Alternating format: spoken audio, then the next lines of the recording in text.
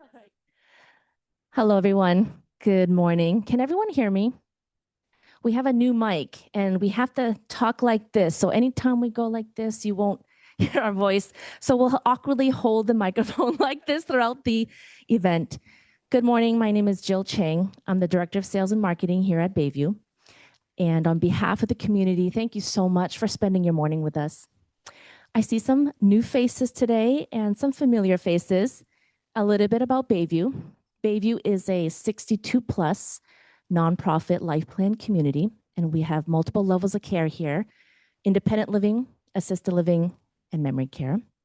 We're about mid-sized community, so 200 residents, 150 staff. Some of our unique differentiators that sets us apart is we have a beautiful skyline view up on the 10th floor. We have an intergenerational children's center.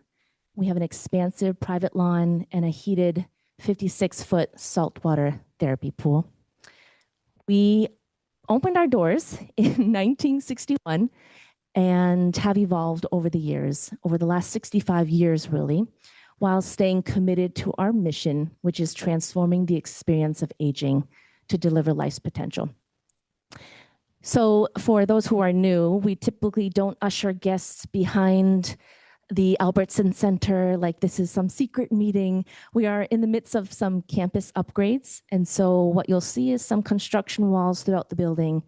And those campus upgrades, including our front entrance and reception, will be done in a couple of months. So in most likely July.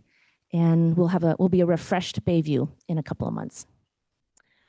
Another thing, we like to hold events at Bayview. So we love to bring you back in different capacities so you can learn about the community, meet residents and staff, and hold resources as well, just like this wonderful group here.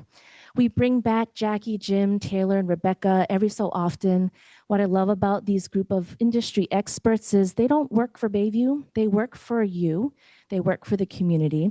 And so whether Bayview is your future home and community or another community, they will work on your behalf. And so I have taken way too much time and I'd like to pivot.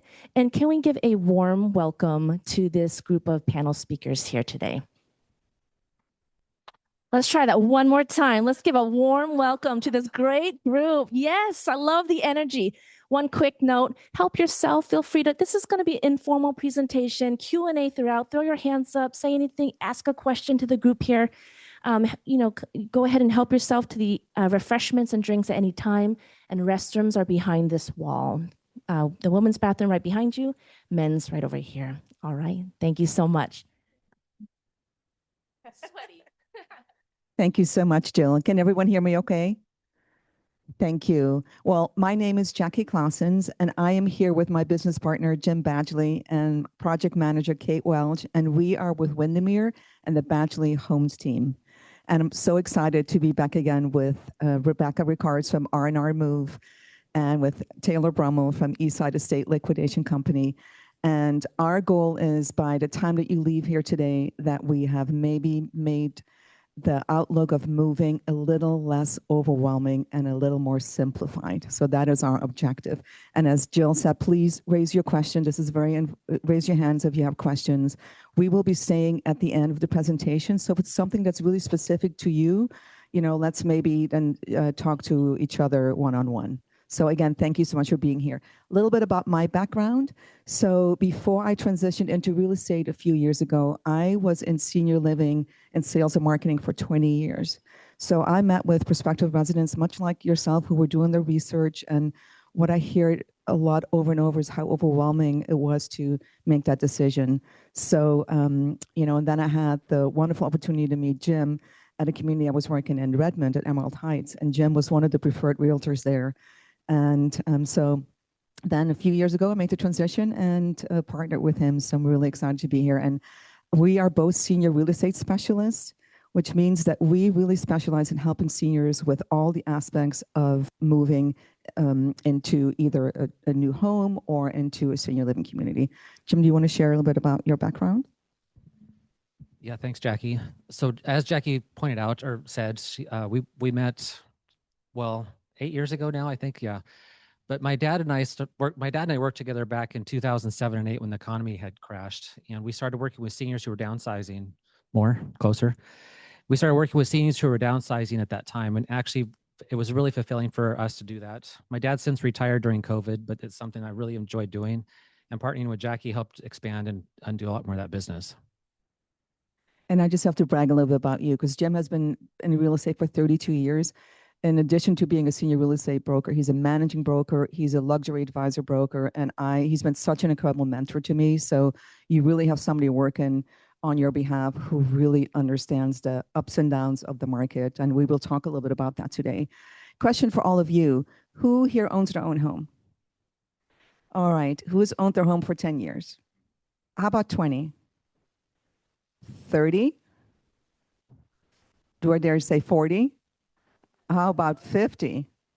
Oh my God. Okay, Garrett, you win the prize. So, question for you. When you think about making a decision to move out of your home, what stops you from moving forward? Can you give me some thoughts on that? After 50 years, what stops you from making that move? Getting rid of all the stuff. Anyone else have some thoughts on that? What stops you from making that next move? Yes.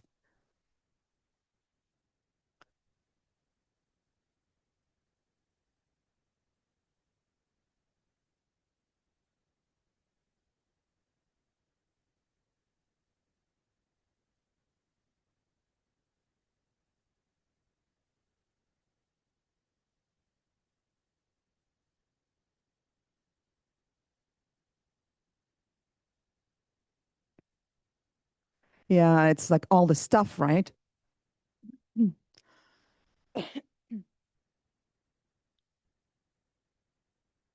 Yeah, so I know you probably didn't hear what he said, but he had dinner with a friend, and they've been in their home for 43 years, and going through all the stuff and trying to figure that out. And then they had a loan, and the loan fell through, and just all the stress of making that move, right?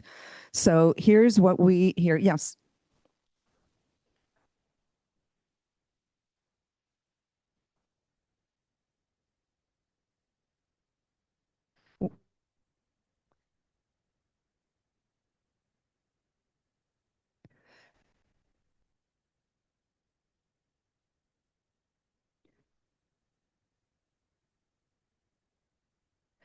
Yeah, I don't, if you,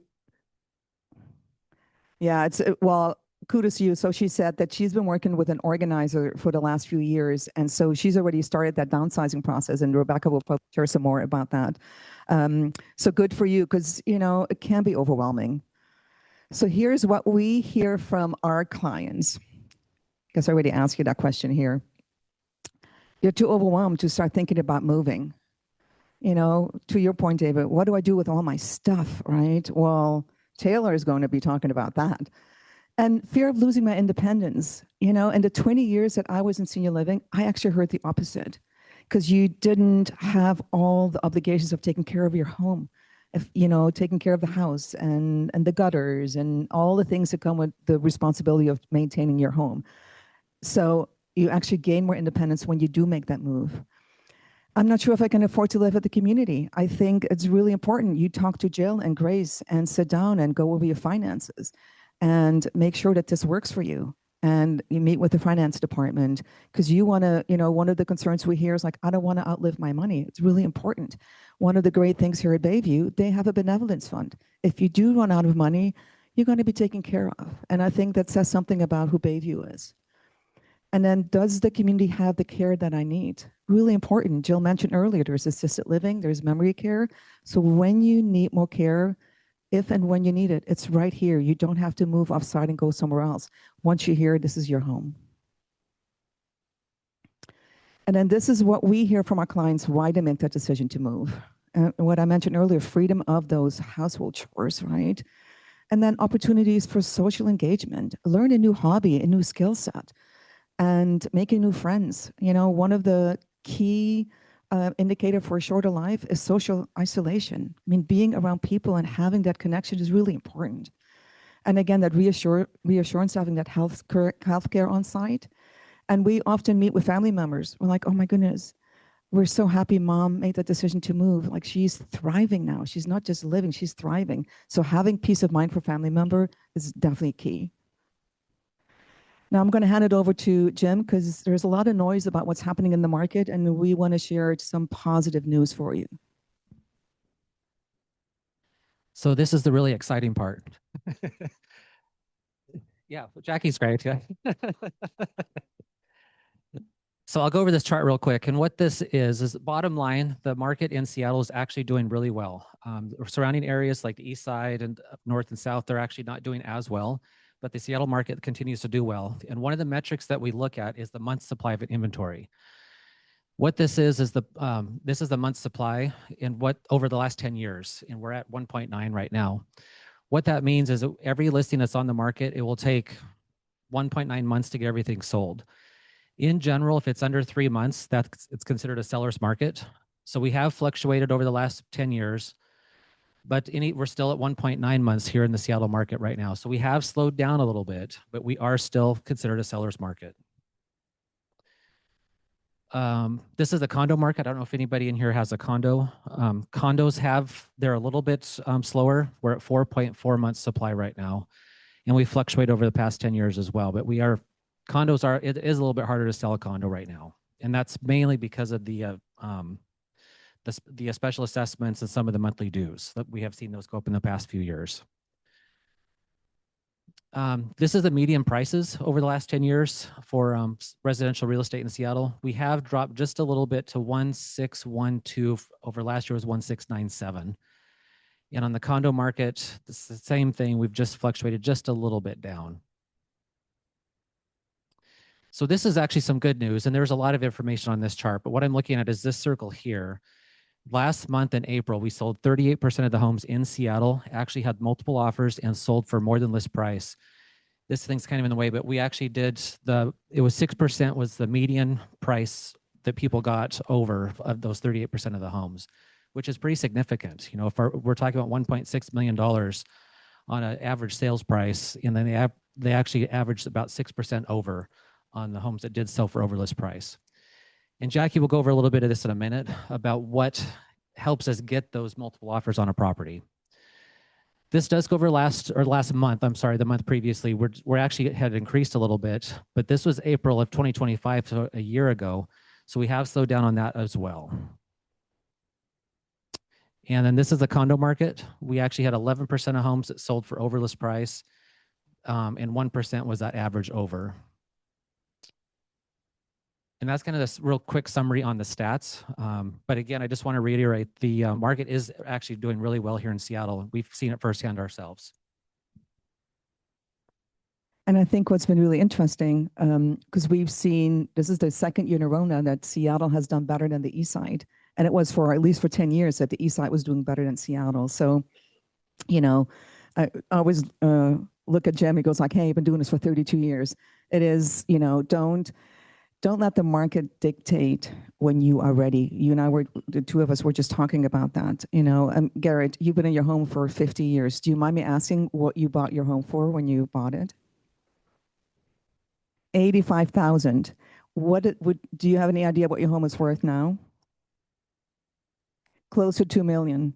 So you have a lot of equity in your home. So don't make the decision based on the market. Make the decision based on where you are in your moment in life and what's the right timing for you. And only you will know that. And we talk about how do we get your home market ready? If you've decided, you know what, I'm going to make a decision to move to Bayview this year or maybe in the spring, then we talk about our 5-step process. We identify your goals.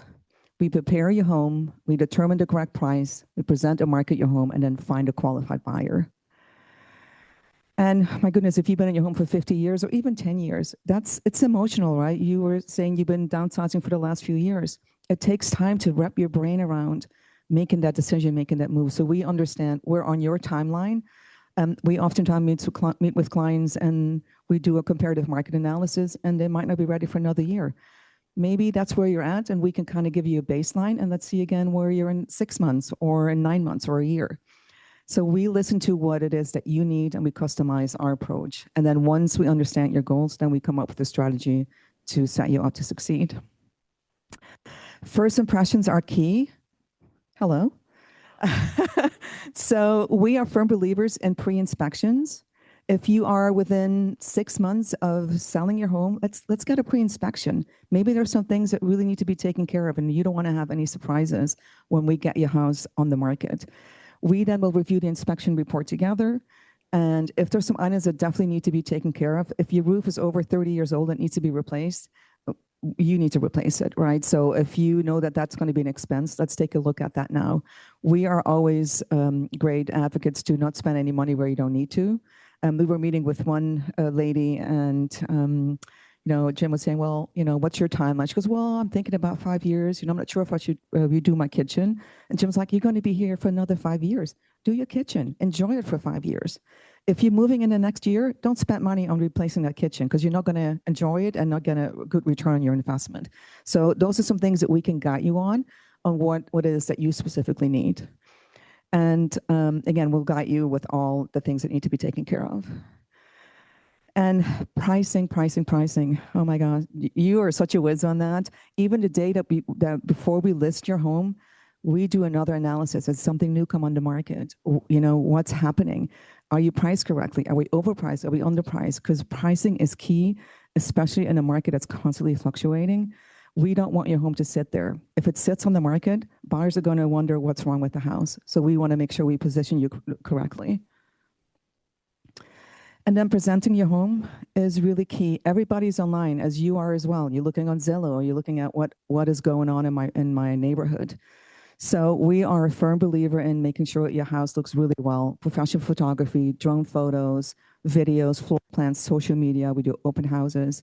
And we are firm believers. I say that a lot. We are firm believers.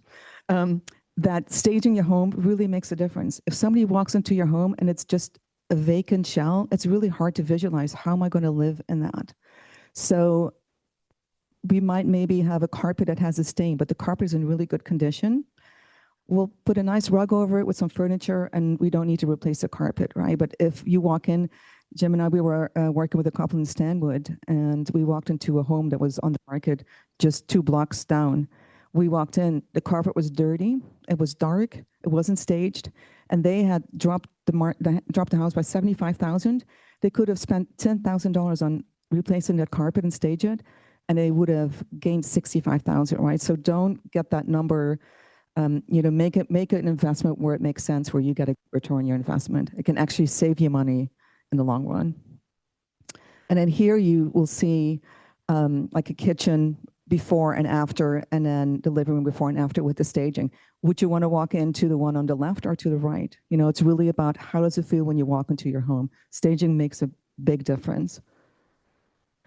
And we talk about the recipe for success is our 3 Ps: pricing, preparation, and presentation. That often equates to multiple offers. We don't see many multiple offers in the market, but we see some. And our goal is always to get you the best return on your investment. You've lived in your home for many years. And for many of you, this is how you pay your entrance fee moving into Bayview or wherever you're moving to. So we understand the importance of getting a good return on your investment. So question, who's considering moving into a senior living community, maybe even into Bayview in the next 6 months or a year? Okay, few hands. Okay, if you are, go talk to Jill, of course, and Grace. But Windermere has this program that's called Windermere Ready program. And we just talked about getting your house market ready. So maybe we do need to repaint, or we might need to put new carpet in. So you could actually take out a loan. It's a very low interest. It's a 2% origination fee. I think that changed a little bit. It's still pretty, and there's information in the packet about that. So that can pay for paint and carpet. It can even pay for the move that maybe you hire Rebecca. It can pay for that moving expense. And it gets taken out at closing at escrow. So you don't have to take any money out of your investments or your savings. And it's just a nice additional tool to have. And then in your packet also is some information about a bridge loan. Bridge loans are expensive, but if you need to have that entrance fee, we recommend that you make that move first. And then for us to get the house in the market, it makes it a lot easier, not selling your home while you're living in it, having people coming through. And But then you can also look at a bridge loan option. So that's in your packet as well. And we really have all the resources available, from painters to vendors to contractors to financial advisors. We're really here to help you with all aspects of that move. And we always say we're like your real estate one-stop downsizing team. So happy to help, and happy to answer any questions if you have any for us now, or I can hand it over to Rebecca. Any questions? Yes.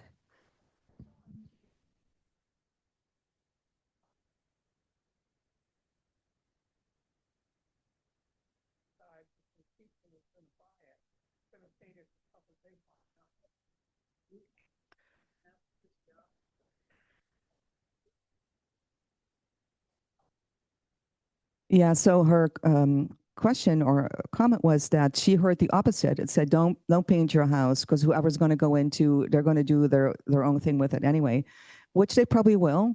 But I mean, we're working with a couple in Fremont. Do you want to talk about that, Jim? Well, the first thing I would say on that is it's very specific to what the market is locally, because that could have been a national article. I'm not sure where it came from, but I have heard that quite a bit from our sellers. And what we know here in our market is doing the painting definitely does help. And the reference Jackie was talking about in Fremont last year is the house had a whole bunch of different colors all over it. And the stager got in there and she said, hey, this is gonna be really tricky. Well, we listed the house for 1.6. We spent about $12,000 doing a paint job inside. We had 7 offers and we sold the house for 192. So that paint job, I guarantee that was one of the things that helped that house sell, because the house is great except the paint, and that was one of those I really do feel like it helped get the house sell, for 300,000 more. So. The one thing that we always say as well, because it's hard, because you live in that home and you have loved those colors, right? But you want to really think about, now you're selling a product. You're no longer selling your home. You're selling a product, and we want to position you to the best possibility to get your home, that product sold. And paint is a really easy fix. And having bright red walls, that's all that people see. Having a bright blue house, they're going to remember, oh, that's that red with those red walls. And instead of focusing all the space, that's why we also talk about staging. Sometimes people just can't visualize that. So if we met with one couple and they have 2 beautiful accent walls, one in the bedroom and one in the living room, we're not going to repaint that. Actually, really nicely done. It flows with everything else. So we are very mindful. We're working with one couple on Queen Anne. When you walked up the stairs, bright red walls. We just painted it. Oh my goodness, it looks like a different home. So we really work with you, but sometimes it makes sense. One of the things I want to mention, if you get calls from builders, maybe you want to talk about that. Yeah, so I'm sure you're probably getting mail or even phone calls from builders looking to buy your properties. And I'd say that sometimes that actually can work out really well, but just involve an agent to help you get the price, because what the builders are trying to do is get into the property as low as they can. I've had this in numerous situations firsthand where the builders have offered one of the houses, I think was 800 or something. Well, we ended up selling it to the same builder once I got involved for almost 1.2. So it's definitely get an agent involved to make sure you're getting the number you should get. And of course, if you're selling to a builder, there's no need to do any of the painting or replacing the carpet, because they're just going to tear it down and build something new, right? So, so it always depends on your specific situation, what makes most sense for you. Good question. Any other questions for us? Yes, Pat.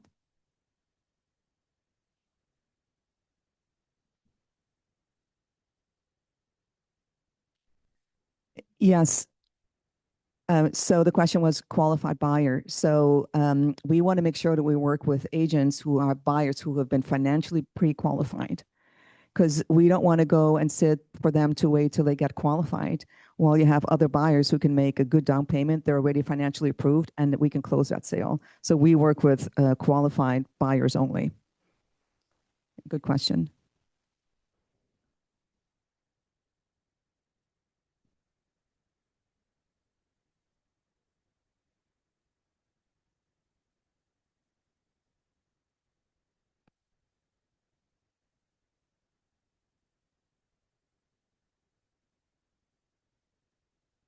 Yeah, so the question is, what's the trend about doing open houses on our property? We are big believers on doing an open house, definitely that first weekend from listing.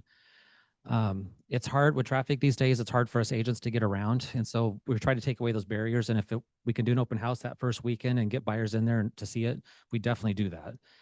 I do think it doesn't look great if the agent, if the property is overpriced. And I have seen listings where their agent's there's 20 open houses, for the next 2 months.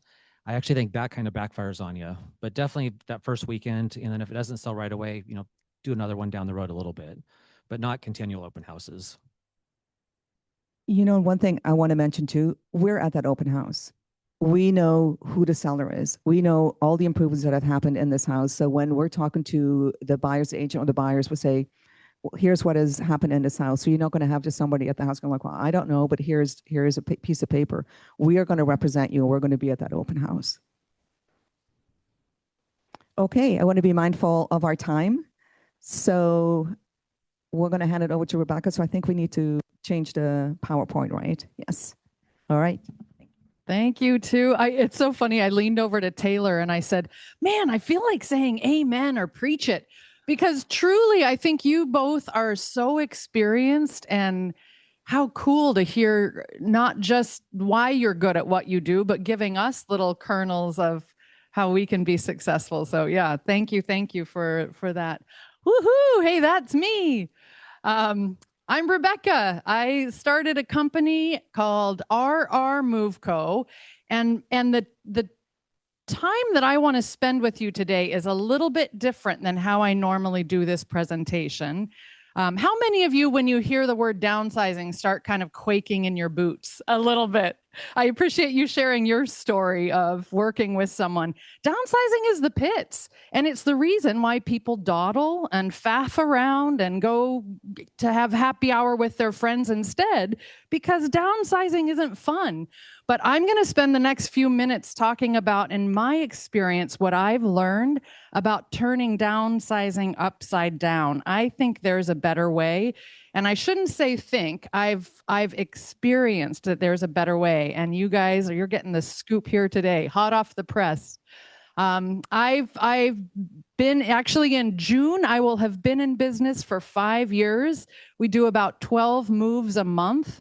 And a move isn't just loading up a box truck and hiring some strapping college kids and making them a pot of chili. Our moves are pretty comprehensive, and you'll hear about that as well.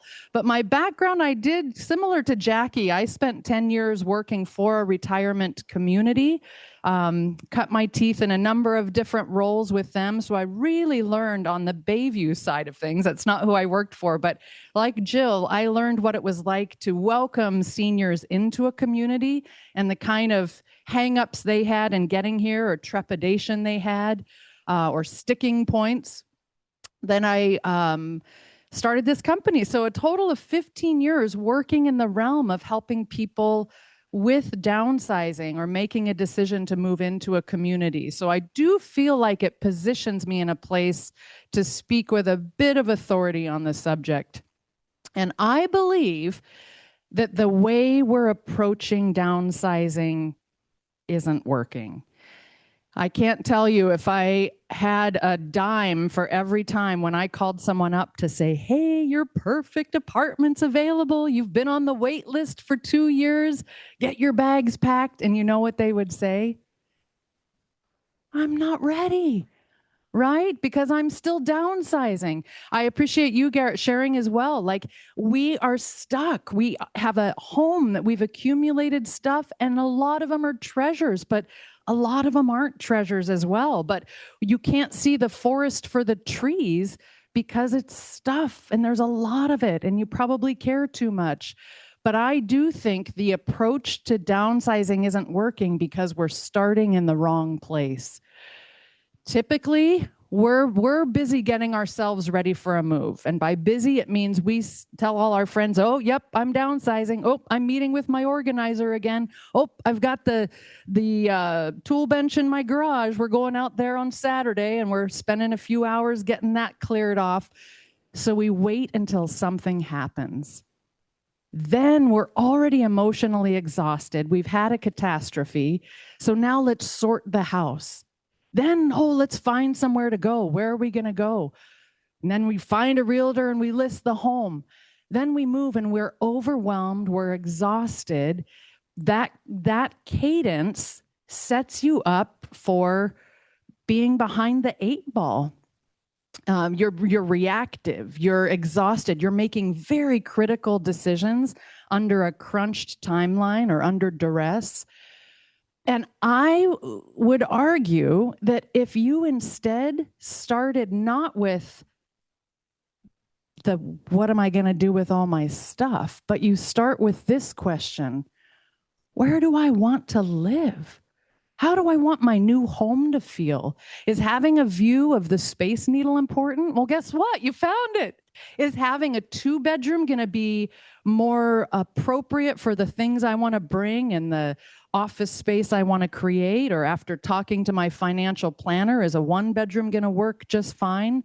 So if the question is a bigger, broader life question, not the I'll move when my stuff is cleared, you're then asking about life, about your future experience, not about the logistics. And that's the question that actually starts to create a path towards downsizing. So we tend to, and we human beings are reactive. I just think it's how we're programmed. It's rare that I meet someone who is really planning it all out and has their 5-year timeline and ticks it off. That's not typically how we work.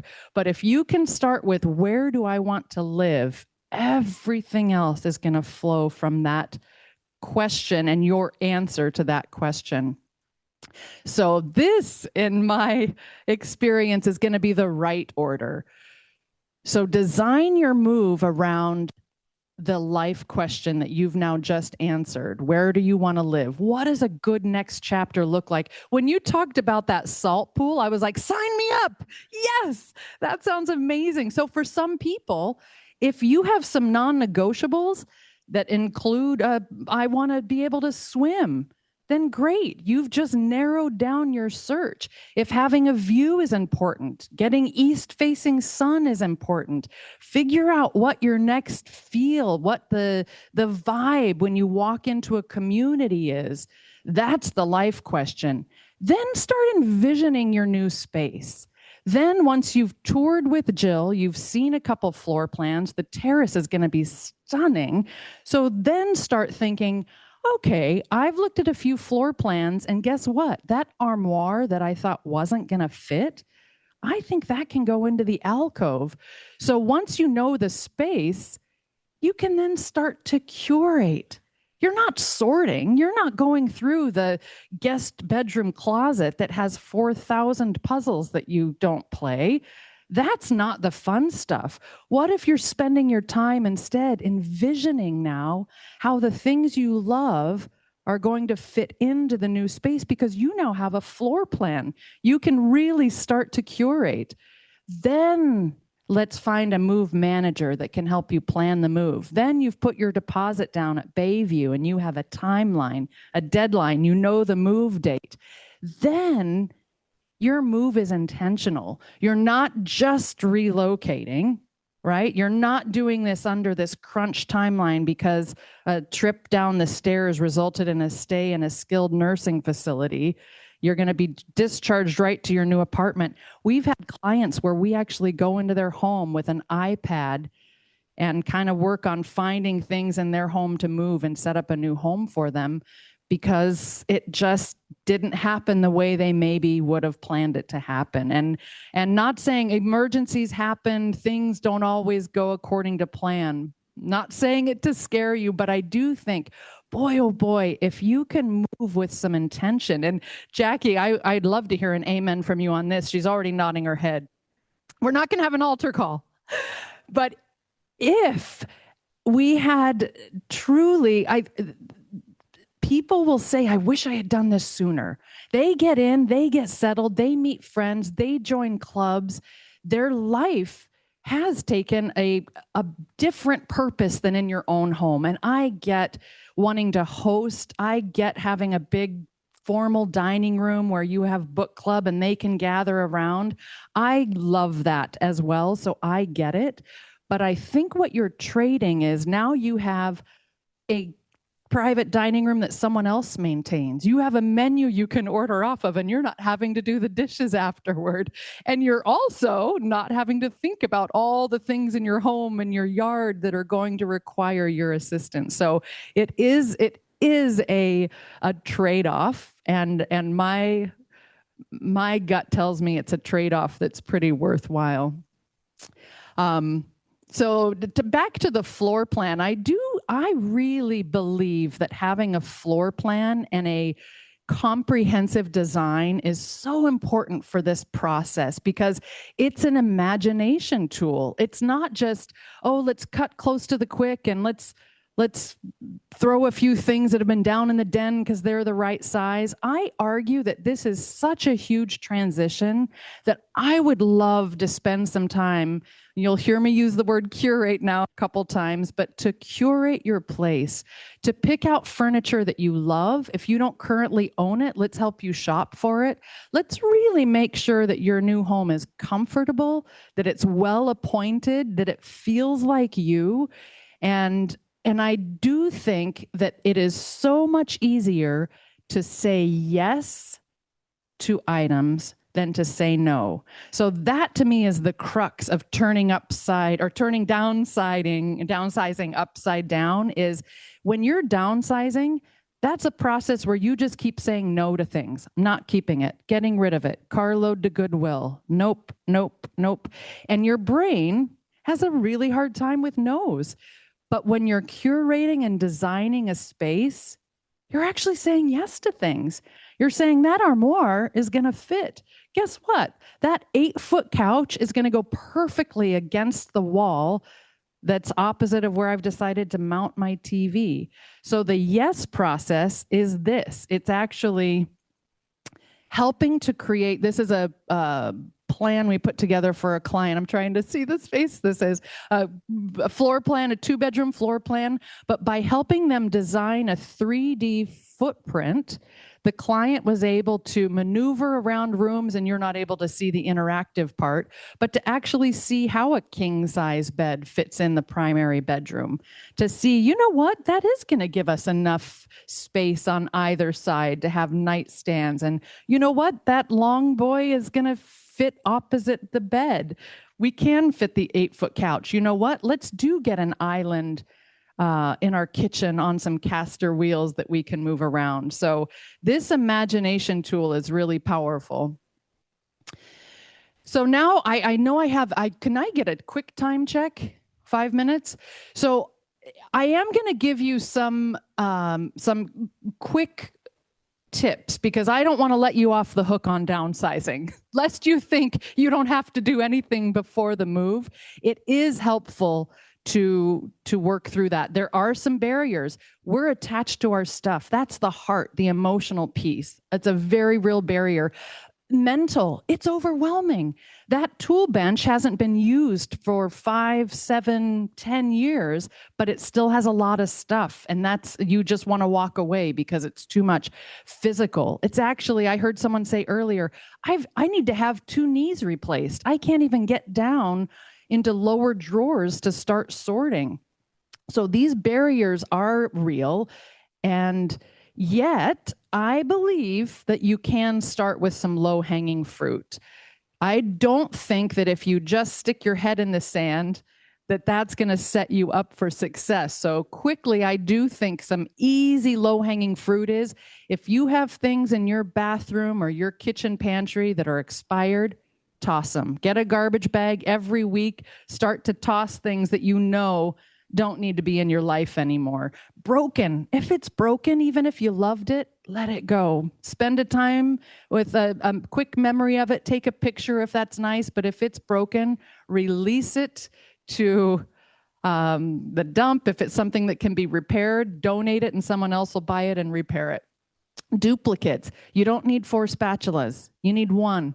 So you can start by going into drawers, and if you have dupes, let's get rid of the ones that you don't need, that are less expensive or they bring you less joy. Clothing not worn. My rule of thumb is, if you haven't touched it or worn it in a year, let someone else use it while it's still quasi-cool. And if you haven't, the reason the year is a good metric is you've gone through every season. So you know if that raincoat didn't get busted out in the spring and the fall, you're not going to wear it. And if you have 5 of them, that fits in the duplicate category. Unopened storage, I had someone confess to me earlier, and I so appreciate the honesty, that the move that they did about 7 years ago, they still have boxes that they didn't unpack.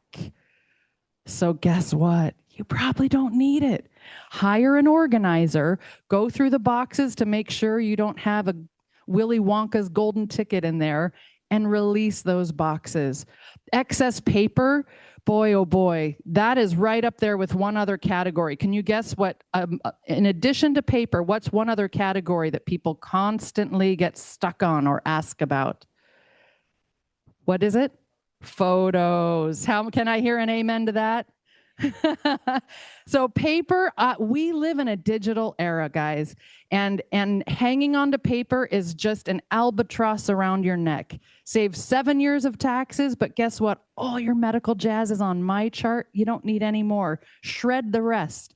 Keep your taxes, keep any personal birth certificates that are important or meaningful, but by and large, most all of your paperwork can get shredded. I tell people, I give you permission to bring a 2-drawer file cabinet to your new home, but any more than that, you just don't need. Photos, I'll give you a quick tip on photos. As you're sorting through the actual hard copy of a photo, if it doesn't have a human in it, throw it away. Scenery photos, don't need them, don't want them. You know what flowers look like. You know what the Tetons look like. Toss the photos that don't have a human. If it has a human, but you don't know them or you don't like them, throw it out. You don't have to keep it. You can release yourself of that photo. So pretty soon you've just whittled your photos down to photos with people I like. And then from there you can decide if you want to keep those. But that's a very quick sort that will get you down to a much smaller stack. And release that burden that someone gave it to me, so I have to keep it. Release yourself of that. If that's going to cause a fissure between the friend or family member that gave it, that's on them. So by releasing an unused gift that someone gave you, and you feel like every time they come over, you have to put it out on the front table so they see you've got it, let it go. And it could be that I was raised by an unsentimental mom, so re-gifting it's our love language. We get a gift and we just instantly turn around and re-gift it. But I do think that kind of burden is where we get ourselves into really sticky situations where we have too much stuff and not enough space to put our stuff. And then it keeps us from making a move into a new chapter that could be the best new chapter of our lives. 3-question test. We've talked about worn it, used it, touched it. Do I love it? You can still have things you love. If you have 2 raincoats and one of them you didn't wear, but it's the Seahawks and they're going to do great. Oh, wait, they won the Super Bowl. Great. Let's hang on to that one. You can have those love items, but if your category that you love is too great, you're going to stay in that sticky situation where you have too much stuff. Will I miss it? So if you're asking yourself questions, will I miss it if I let it go? Jackie, you have another great phrase you use of, will I miss it, or can't remember it.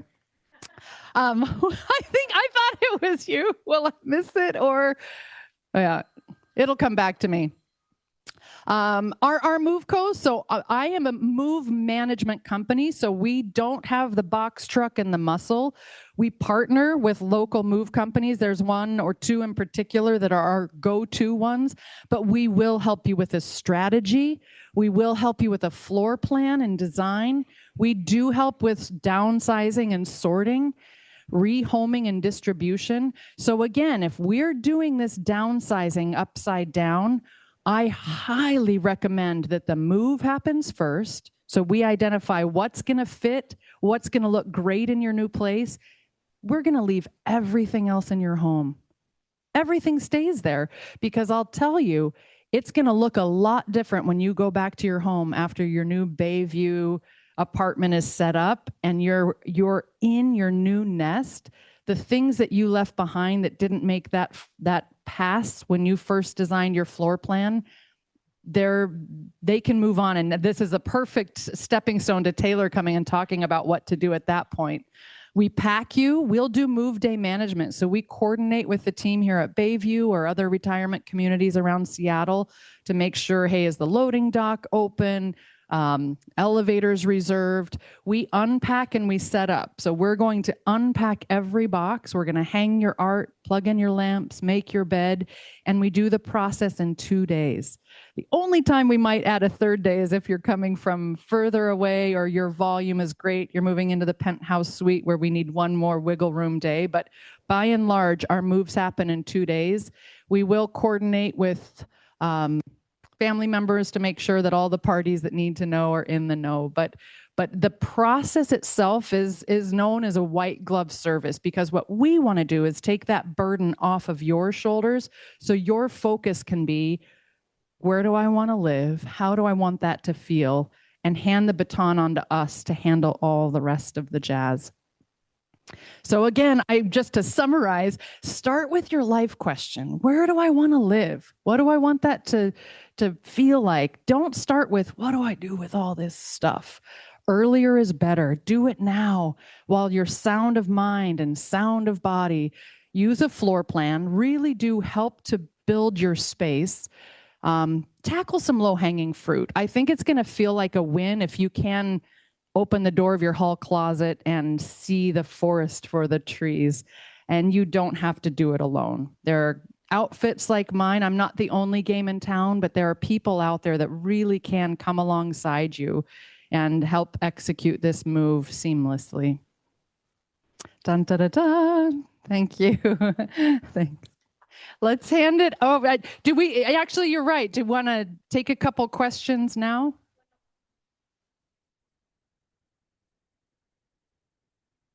It's a great question. Cost. It's a little tricky. I do a home visit for every person. So the 3 variables that are probably the biggest factors are ease of access from location A to location B, stairs versus elevators, et cetera. Distance from A to B, V. It could be a V. And then volume of content. So you have that sliding scale of minimal to maximalist. So where you fall on that. I would say for budgeting to roll in both, because you'll get 2 invoices, one from the moving company and one from a move management company. And a combination of the 2 for a 2-bedroom move will be between $8,000 and $9,000. Maybe between 7.5 and 8.5, something like that.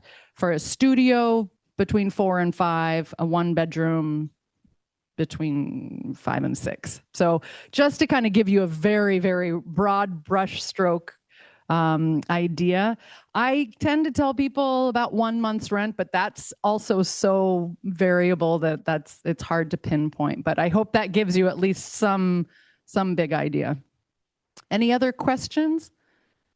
We also have team members that can come and do one-on-one downsize sessions. So I typically, if I have a feeling that a client is overwhelmed and could use some support leading up to the move, we have a categorization system where we green dot the to-go items. And if someone needs help with that editing or categorizing, we'll send a team member for roughly $100 an hour for a 4-hour session to just get you up to speed and feeling like you're ready to make the move happen. Things, the value that you're thinking, do you sell those or? Oh, I'm so excited you asked that. It was almost like we gave you a $5 bill and said, hey, at the end of Rebecca's talk, ask this question, because I think that's the perfect lead in for Taylor, who's going to come and talk about what to do with the stuff that does have value at the end. We don't sell items for clients. We punt it to Taylor so that she and her company can do that.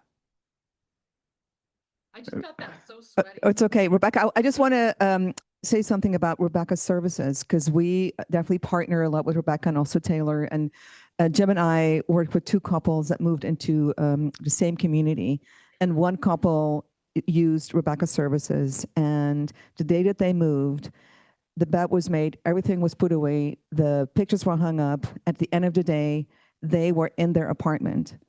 And we took both couples out to dinner, and we wanted to introduce them to each other as well. The other couple decided, you know what, we're going to do it on our own. They had been there for 3 months and were still sitting with boxes. And the comment that they gave us are like, oh, I wish we had hired Rebecca. And so, you know, it was really, you know, we both looked at each other, and it's like the value of having somebody navigate through this with you. Don't sit in boxes. Start enjoying your life right away. And yes, it's a little expense, but what's your quality of life worth, right? So anyway, I wanted to share that because we saw it and heard it, and it made a huge difference.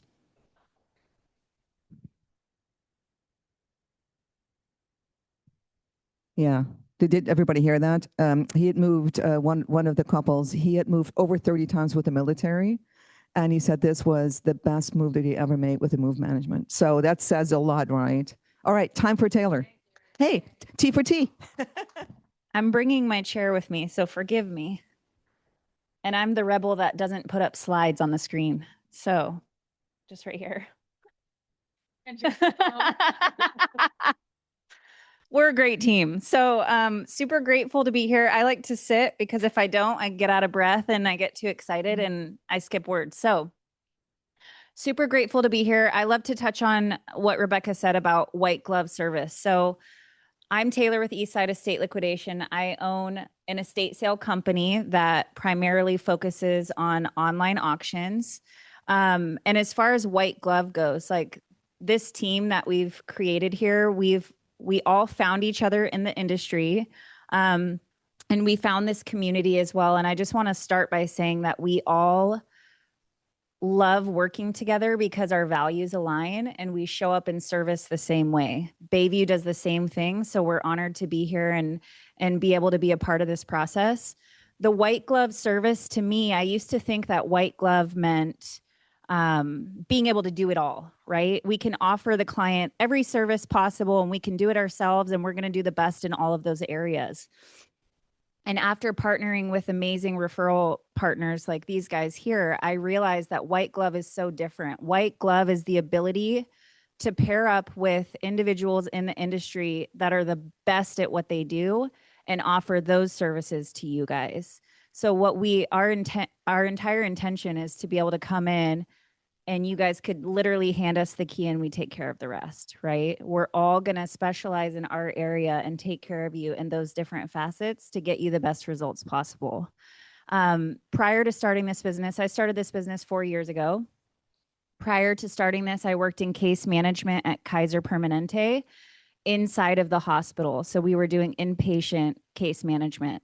And that's kind of where the seed was planted for me because unlike all of you today that are here in good health or generally good health, I would be working with patients that had an accident happen. They broke a hip. Something happened where now they're hospitalized for the next 60 days and they're not able to go home and they have to discharge to a skilled nursing facility, right?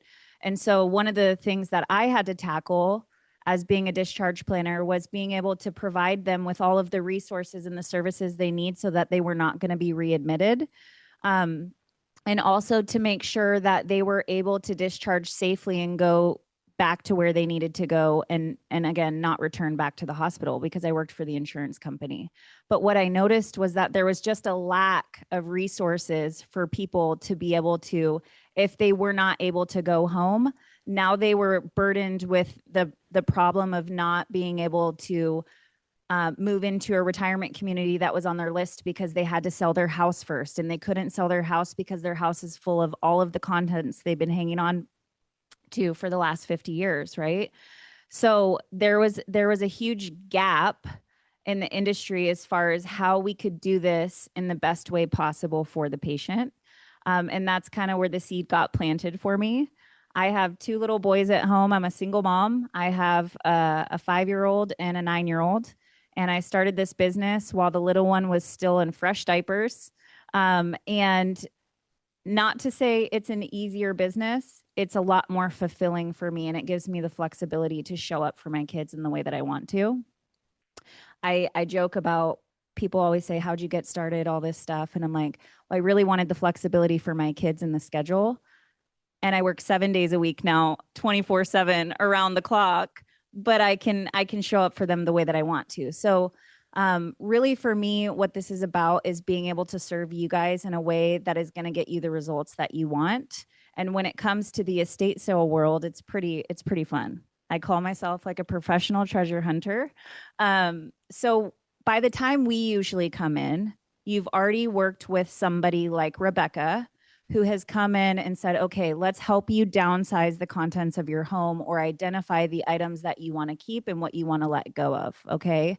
By that point, you've probably already met with Jim and Jackie and you've decided, okay, in the next 6 months, I plan to move out of my home into Bayview or whatever community you're looking to move into.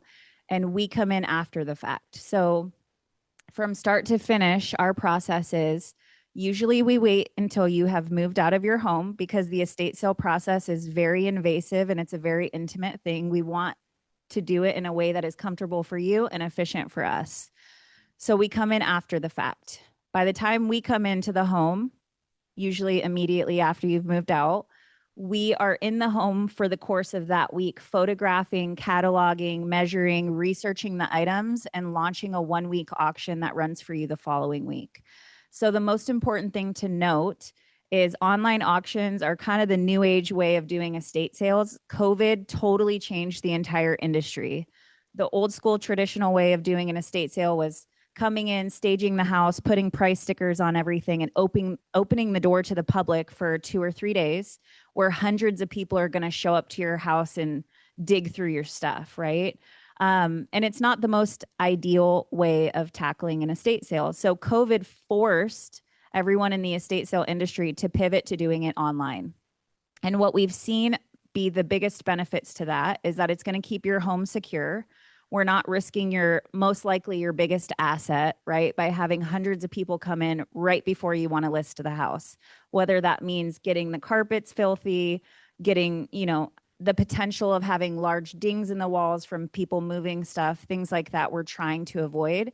We also don't want to advertise that your house is vacant when you're no longer living there. So with an in-person estate sale, you kind of open up to that risk, right? So with an online auction, we go in, it's just me and my team that are in there photographing and getting all of the items ready to launch online. We're tagging those with numbers. And the following week, we would launch that 1-week auction where people are bidding on your items. So there's a very different strategy here. With the in-person estate sale, you've got a specific price sticker on that item, right? With an auction, everything starts at $5. So this is where people are like, oh my God, I'm not going to sell, my gold watch for $5, or I'm not going to sell my car for $5. I will advise you on what I think is best for those items. But what we've seen happen is there's so much psychology that goes into purchasing things in an online auction that runs for a week. We're finding buyers that are going to love the items just as much, if not more than you did. And they get in there and they start bidding on those items. And now they're emotionally attached throughout the course of that week. And they're going to drive those prices up throughout that week. There's certain categories that sell much better than other categories. And I'm usually the bearer of bad news when I come into the house as far as what will sell and what won't. Typically, what I say is furniture is the toughest category to sell no matter what it is. Unless you have mid-century or mid-century modern furniture, vintage 1950s, 1960s, that stuff is selling like hotcakes right now.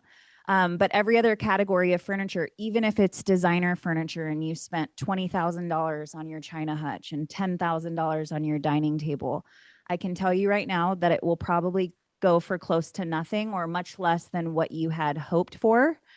So when it comes to doing an auction, the people that typically hire us and have the greatest success and are the most pleased by the end of the process are people that are doing a massive downsize. They are moving into a community and they need it done in one foul swoop. They don't want to have to deal with the stress of it. And they want it done in a way that is going to honor their items, make some money in return, and clear as much as they possibly can from the house. So you're not having to spend a lot of money to clear the house. What I see happen more often than not is people being attached to their items, attached to what they think the value is, and not being willing to kind of surrender to the process of an estate sale. And they'll say, okay, nope, I'm just going to wait to move. I'll start tackling it by myself. I'll sell stuff on Craigslist.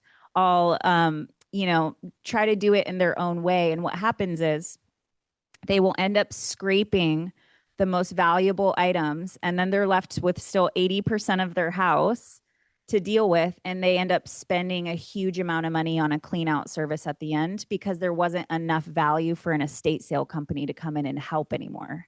So you kind of have to look at all the different pockets of the business and determine whether or not it's the right fit for you. Because if you're ending up having to spend thousands of dollars to clear the home, you could have potentially made a lot more if you sold those items and didn't have to spend that money in return, right? And it also delayed the process. Maybe something happens during that time period that now impacts your ability to move to the place that you wanted to. So there's a lot of different things, but I think the most beneficial takeaway for having an estate sale is we want to come in and take that burden off of your plate.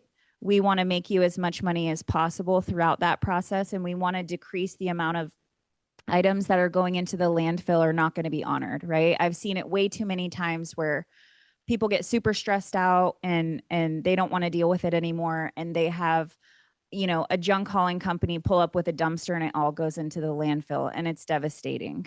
So we partner with companies like Rebecca that will come do the clean out, and they will also find new homes for those items, the stuff that does not sell. I will say the biggest surprise for most people in this estate sale process is the stuff that does sell really well that they just don't think about. So for example, yard art, things that are out in your yard actually have a really good history of selling really well. It's the small little tchotchkes that you've been gathering from around the world that maybe you picked up for $20. People will often pay more than what you paid for those items because they can incorporate it into their space without having to accommodate moving a big piece of furniture or doing something like that. So our whole goal is to honor your items, honor you guys and the life that you have lived with these items by getting them into the hands of people that are going to love and appreciate them, keeping them out of the landfill, saving you thousands of dollars on a clean out service, and being able to make you some money in return. So if those things are all things that you can identify with your value system and what you're looking for, then an online auction would be the right fit. So back to the process, we would come in, we would run the auction for a week. And by the end of that week, the night that the auction closes, it totally goes crazy and people are in there fighting over your items. If you're not emotionally attached, I think it's really fun to watch. If you are emotionally attached, I would not look at it. I've had clients that want to buy their stuff back because it looked so pretty online. So it is a pretty fun process. And the night that it closes, all of the winning buyers are sent out a link to schedule their pickup. So we return to that location on a Friday or Saturday after the auction closes for about a 4-hour window. And all of those buyers come at scheduled pickup times. Anything that didn't go into the auction that is more in alignment with like a garage sale type item, like maybe your 5th crock pot or, your closet full of older linens, those types of things we don't typically put into the auction. So on pickup day, when people come to pick up their items, our entire goal that day is to make sure it's as seamless as possible and that we're protecting, again, one of your biggest assets, right? Your house. So we're monitoring how people remove the items from the home. There's certain guidelines they have to follow or they don't get to pick up their item and they don't get their money back. So if they purchase an item and they show up, let's say it's a China hutch, right? And it says on there, it's going to require 3 to 4 people to remove this item from the home. If they do not show up with that amount of people to remove the item from the home, they're not getting the item and they don't get their money back. So we, again, our biggest focus on that pickup day is to protect your asset and to clear as much as we possibly can from the home. The stuff that was not included in the auction, we call it kind of a picker sale. So we kind of have that consolidated to one area of the home on pickup day, and people can make offers to purchase that stuff as an additional way of clearing the house and making more money in the process. We do not charge like other estate sale companies charge. and that's for your guys' benefit. So if you were to call around and vet different estate sale companies in the area, most of them have a minimum requirement that they charge $5, $10, or $15,000. And then they take 50% after that minimum is met. So what can happen is if you have a house full of dated furniture and they're not going to be fully transparent with you on what that stuff may sell for, because they have that minimum to fall back on no matter what. They're going to get paid no matter what. So you have to be really careful about the feedback you get about your items.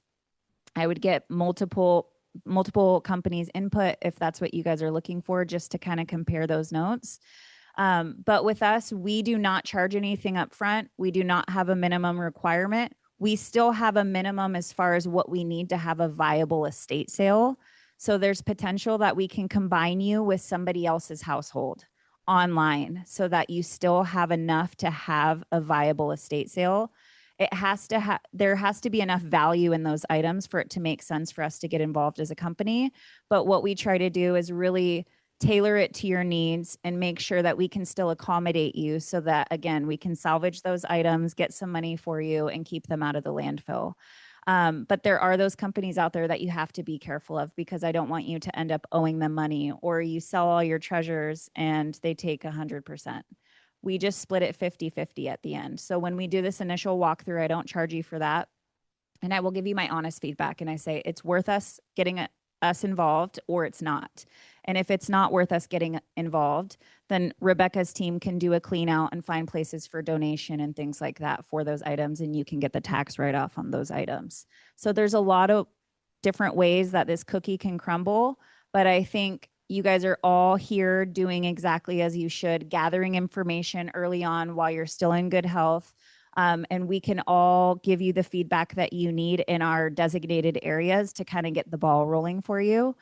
But one thing I just want to say is the biggest takeaway today is that you guys, there's resources for you to do all of this. And there's no reason that you can't hire a professional to come in and help you with this part of the process, because it really does lift so much of the weight off of your shoulders and alleviate any sort of burden that could potentially come from this process. I hear it more often than not that people just haven't done it because of the stuff in their home or the home itself. And we're all here to help you with that.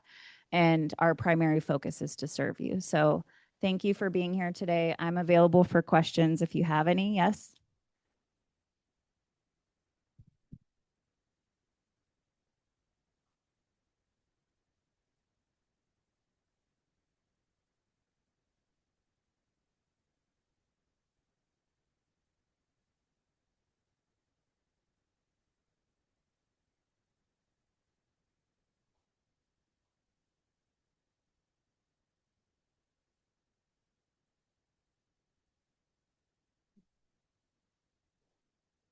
That's a good question. So he's asking if he needs to be fully moved out or if there's ways to still tackle it while you're living in the home.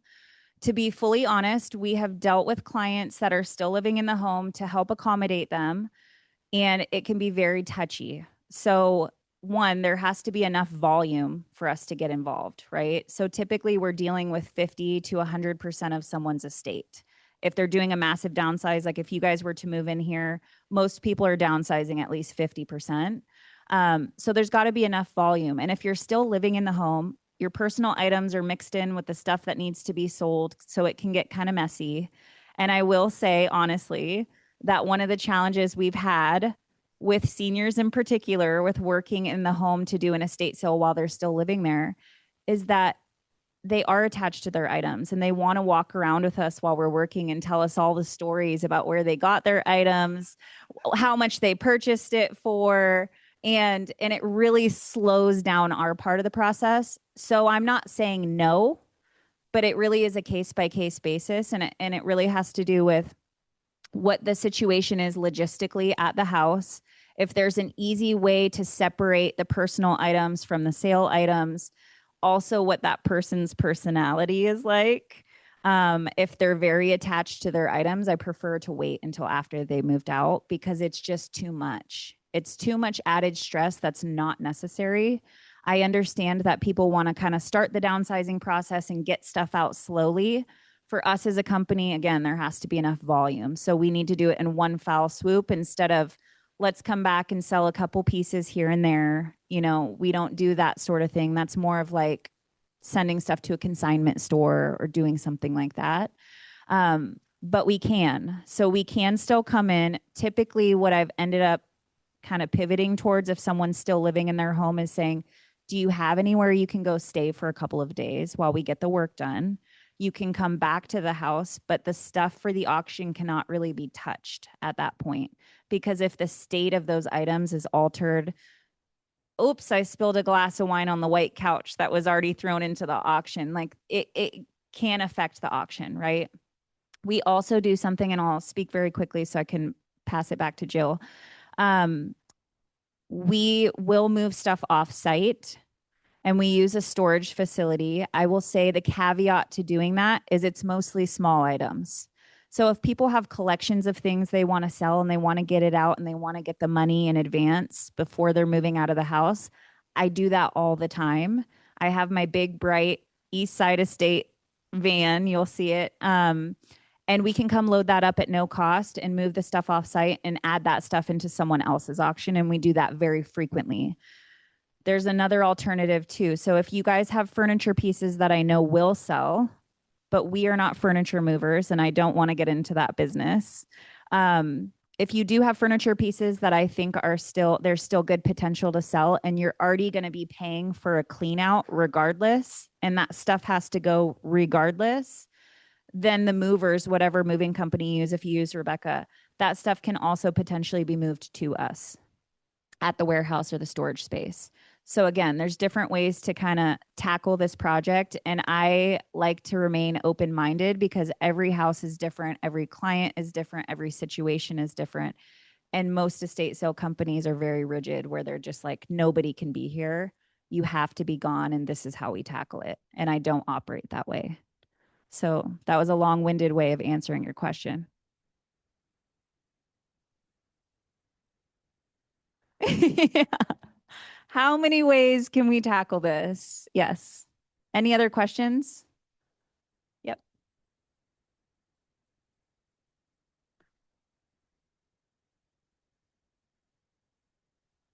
Yep.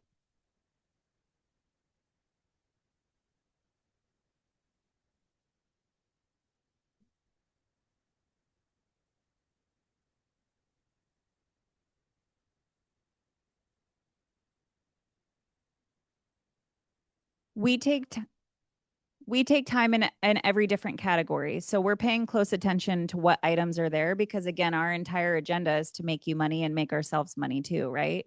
So if we rush through and we don't take our time researching and looking through every different category of items, we might drop the ball somewhere, and that's not how we operate. As far as books go, it takes the amount of rare or valuable books is a very small category, and I learned that early on because I took all the books to a book dealer to look at and to assess for me. And so if there's stuff, my first question is always, what's your objective? Because if someone has a collection where they're like, hey, what are you going to do with this? My question is, what is your objective with this? Because if you think that they're valuable or rare, you can absolutely take them to a book dealer. We're going to do the research that we possibly can on those items when we are launching your auction. Even if we find that something has value, though, we will list it in the description and we will say, okay, this is, the market value of this book is a $2,000 book, but it's still going to start at the bottom, right? So that's where your objective comes in as far as where you're trying to go with it. What I will say is people always get hung up on value and, okay, well, if I can't get the value from this book, then I don't want to put it in the auction. But there's also something to be said about maybe you won't get what you want from that specific item, but there's value in it, and it's going to pull different buyers into the auction to look at the rest of the items and drive the rest of the items up. So you've got to have a good mix of things that do have value and stuff that doesn't really have significant value at all for it to be a well-rounded sale. But we do look into it. Thank you.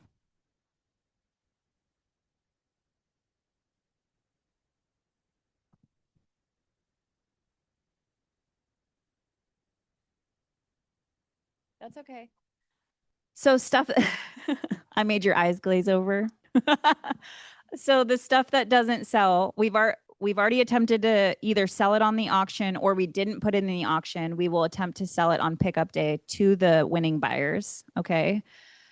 And if it doesn't sell, then that's when Rebecca's team would come in and do the clean out after. And I can almost guarantee all of you there will be some sort of need for a clean out after I'm done, regardless. Unless you have a spotless house and everything is extremely sellable, there's usually a need for some sort of clean out after I'm done, regardless of how long you've been in the home.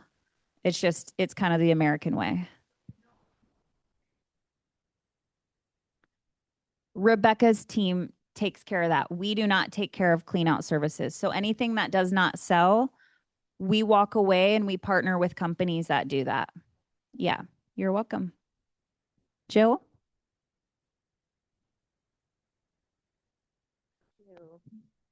A big hand for our speakers today.